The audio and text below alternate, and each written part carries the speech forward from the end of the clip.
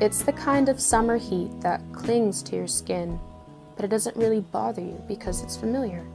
Like the backyard swing creaking under the weight of time, like the rhythm of cicadas in the trees, like your grandma's voice yelling through the screen door for someone to come flip the catfish.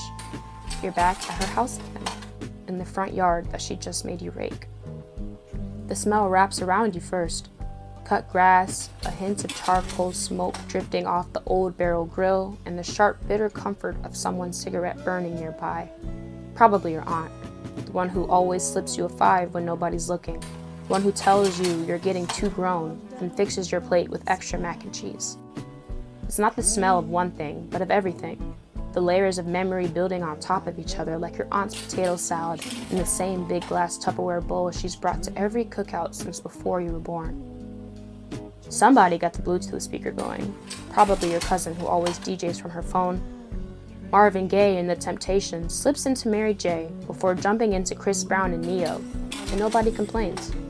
Even your grandma hums along, her house slippers scraping the pavement as she tells folks to come get a plate.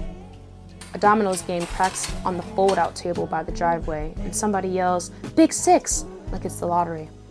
You hear your aunt call your uncle trifling for telling the same joke he tells every year, and she's laughing so hard she's got to sit down, clutching her red Solo cup like it might spill all that sweet tea spiked with a little something extra.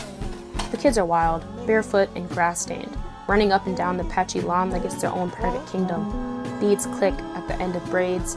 A little boy with a ketchup-stained shirt lets off a water gun blast and gets chased by a pack of cousins with tangled afros and sticky fingers. Someone shouts about getting the folding chairs from the trunk. Someone else is dancing with the rib in one hand and a paper plate in the other. It's chaotic, but it's a good kind of chaos. The kind that smells like cocoa butter and burnt hot dogs and safety. Fold-out chairs form a loose circle on the lawn, some occupied, some already sunken in from years of use. Kids zigzag through legs, duck under the grill table, and get yelled at half-heartedly. "Hey, you gonna burn yourself!" But nobody really stops them. Two cousins braid each other's hair in the shade, their fingers moving fast and sure, beats clicking in the rhythm with the music. Another cousin's getting roasted near the car for wearing jeans in the heat. Well, you know damn well it's too hot for all that. And he grins, sipping from his styrofoam cup like he knows he deserves it. The sky softens as the sun begins to dip, casting that golden honey-colored light over everything. The side of the house, the glint off someone's hoop earring, the sweat on your forehead. You sit cross-legged in the grass, thighs sticking to the earth, cup sweating in your hand. Your grandma's old dog lies beside you, tail flicking constantly. You think, this is who I am. This is where I come from. You think about how many stories started right here, how many things were healed or forgotten or forgiven over ribs and red Kool-Aid. You think, maybe I could stay like this forever. Then, the streetlight starts to look weird. It flickers faintly, not enough to alarm you, but just enough to pull you out of the moment. The glow has shifted, cooler now, less golden, more pale. You blink. The music is still playing, but it sounds far away, like it's coming through a wall.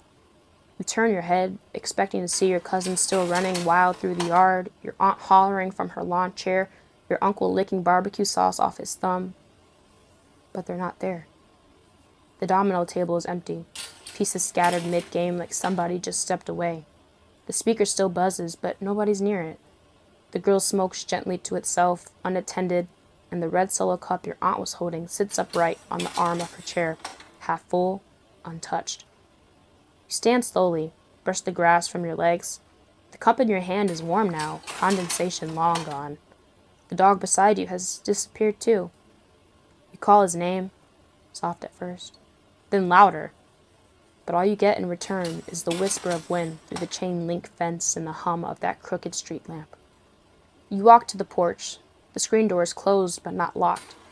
You peer inside, half expecting your grandma to be standing at the stove frying something, still in those worn slippers. But the kitchen is dark. The house feels paused, like a photo stuck in a dusty frame. You step back, heart thudding, not from fear, but from knowing, deep knowing. You are alone. The cookout was years ago. Most of them are gone now. Your aunt, your uncle, even your grandma, whose house this used to be. The laughter still echoes somewhere in your chest, but the people are no longer here to make the sound. The yard is quieter than it should be. No beads clicking, no dominoes slamming, no old school R&B melting into mid-2000s hits, just a stillness that stretches. You close your eyes. Try to hold it anyway. The smell of charcoal and cocoa butter, the stickiness of grass, the weight of history in a plastic fork and a paper plate. Try to bottle it all before it slips through your fingers completely. You sit back down in the grass, legs folded just like before, even though the dirt feels colder now. You think, this is who I was. This is where I come from. And though no one is here to say your name, you whisper it to yourself, soft like a prayer, hoping maybe the wind will carry it back to the past.